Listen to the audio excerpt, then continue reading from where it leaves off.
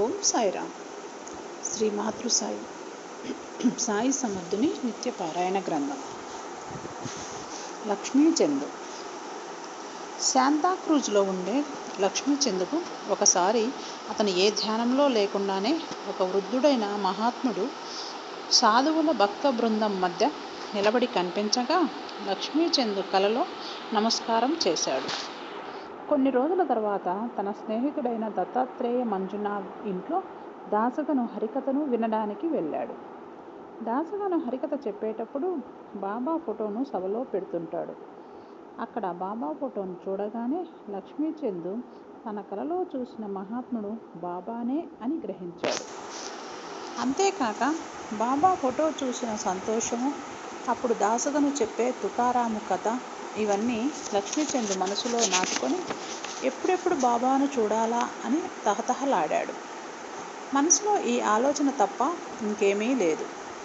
ఈ సత్పురుషుని ప్రత్యక్ష దర్శనము ఎప్పుడెప్పుడు చేస్తానా అని వారి పాదాల మీద శిరస్సు ఉంచి ఎప్పుడు నమస్కరించి ప్రేమామృతాన్ని పొందాలని లక్ష్మీచందు విల్లూరుతున్నాడు.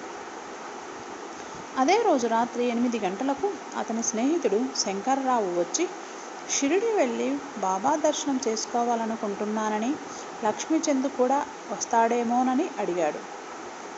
ఎవరి దగ్గరికి అయితే తాను వెళ్ళాలనుకుంటున్నాడో అప్రయత్నంగా ఆ అవకాశం వచ్చేసరికి లక్ష్మీచందు తన అన్న దగ్గర 15 రూపాయలు అప్పు తీసుకొని శంకర్రావుతో కలిసి షిరిడి బయలుదేరి రైలెక్కారు. దారిలో లక్ష్మీచందు రైల్లో ఉన్న వాళ్ళని బాబా గురించి అడిగాడు. వాళ్ళు చాలా కాలం నుంచి షిరిడీలో ఉంటున్న బాబా గొప్ప మహాత్ముడని చెప్పారు.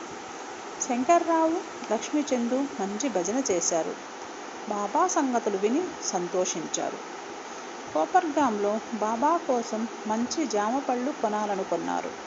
కానీ కోపర్గాం చేరేసరికి గోదావరి నది ఆ పరిసరాలు చూస్తూ ఆనందిస్తూ జామ పళ్ళ మాట మర్చిపోయారు. తర్వాత వారికి సంగతి గుర్తొచ్చి బాధపడ్డారు. ఎందుకంటే ఇంకా అక్కడెక్కడ మధ్యలో పండ్లు దొరకవు.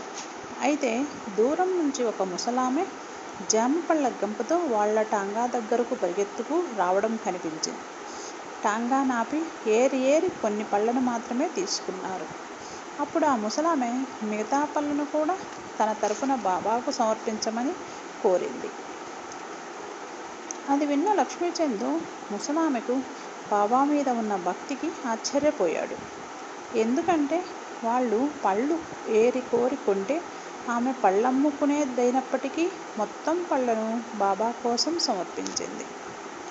తర్వాత వాళ్ళు మసీదు చేరి బాబాకు నమస్కరించి తన కోరిక తీరినందుకు ఎంతో ఆనందించి బాబా పాదాలు కడిగి ధూపదీపాలిచ్చి పళ్ళను నైవేద్యంగా సమర్పించి ఆకలి దప్పులు మర్చిపోయి బాబా పాదాల దగ్గర కూర్చుండిపోయారు. అప్పుడు బాబా, ఈ విధవ దారిలో భజన చేసి కూడా ఇతరులను తన గురించి అడగాల్సిన అవసరమేమున్నది? మన కళ్ళతో మనము చూసి తెలుసుకోవాలి. అప్పు చేసి దర్శనానికి రావలసిన అవసరమేమున్నది? మనసులోని కోరిక తీరిందా అని అడిగారు. ఇందులో ఒక్క సంగతి కూడా అక్కడ ఉన్న ఎవరికీ తెలియదు. లక్ష్మీచందు ఎవరికీ చెప్పలేదు. బాబా సర్వజ్ఞత్వాన్ని చూసిన లక్ష్మీచందు సంతోషించడమే గాక అప్పు చేసి బాబా దర్శనానికి రావడం బాబా గ్రహించి అది తప్పని తెలియజేశారని తెలుసుకున్నాడు. మధ్యాహ్నం భోజనంలో ఎవరో సాంజా తీసుకుని వచ్చి ప్రసాదంగా కొంచెం వడ్డించారు. అది లక్ష్మీచందుకు చాలా రుచిగా అనిపించింది. అతను దానిని ఎంతో తృప్తిగా తిన్నాడు.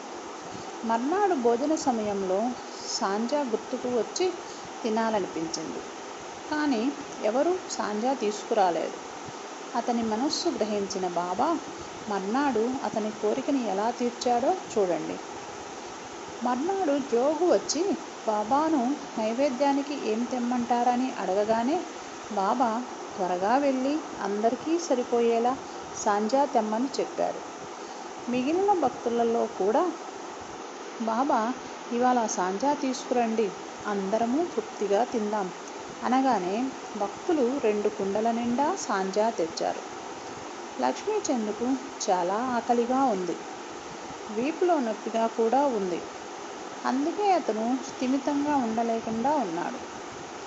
అప్పుడు బావ అతనితో అతడు ఆకలితో ఉండడం మంచిదయ్యిందని చెప్తూ కావలసినంత సాంజా తినమని, వీపు నొప్పికి ఏవైనా మందు వేసుకోమని చెప్పాడు. లక్ష్మీచంద్కు ఉప్మా తినాలని ఉన్న సంగతి కానీ, వీపు నొప్పి సంగతి కానీ చెప్పకుండానే బాబా అతని కోరిక బాధ కూడా తీర్చాడు. తర్వాత గురువారం చావడి ఉత్సవంలో బాబా దగ్గుతో బాధపడుతుంటే లక్ష్మీచంద్ ఎవరిదో దోషదృష్టి పడడం వలన బాబా దగ్గుతున్నారని మనసులో అనుకోగానే బాబా మర్నాడు శ్యామతో ఎవరిదో దోషదృష్టి నాపై పడడం వలన నేను బాధపడుతున్నాను అని అన్నారు. అక్కడే ఉన్న లక్ష్మీచంద్ అద్దంలో ముఖం చూసుకున్నంత సులభంగా బాబా తన మనసులోని ప్రతి భావాన్ని గ్రహించడం చూసి సంతోషంతో బాబాకు నమస్కరించి బాబా దర్శనం వల్ల తానెంతో ఆనందించానని, తనకి ప్రపంచంలో బాబా పాదాలు తప్ప ఇతర దైవము లేదని, ఎప్పుడూ తన మనసు బాబా పాదపూజ మీద, భజనల మీద లగ్నమై ఎల్లప్పుడూ బాబా నామజపం చేస్తూ సంతోషంగా ఉండేలా చేయమని బాబాను ప్రార్థించి బాబా ఊది ఆశీర్వాదములు పొంది తృప్తితో తన ఇంటికి తిరిగి వెళ్ళాడు. అప్పటి నుంచి ఎప్పటికీ బాబా నిజభక్తునిగా నిలిచిపోయాడు. ఎవరైనా షిరిడీ వెళ్తున్నారని తెలిస్తే చాలు వాళ్ళతో బాబాకు పూలమాలలు, కర్పూరం, దక్షిణ పంపుతూ తన భక్తిని పెంచుకున్నాడు. కలలో కనిపించి మరీ అతనిని షిరిడీకి లాగి తన పాదాల మీద స్థిరభక్తి కలిగించిన సాయి సమర్థునికి వందనాలు. త్వమేవ సర్వం మమ దేవ దేవ. ఓం సాయిరామ్.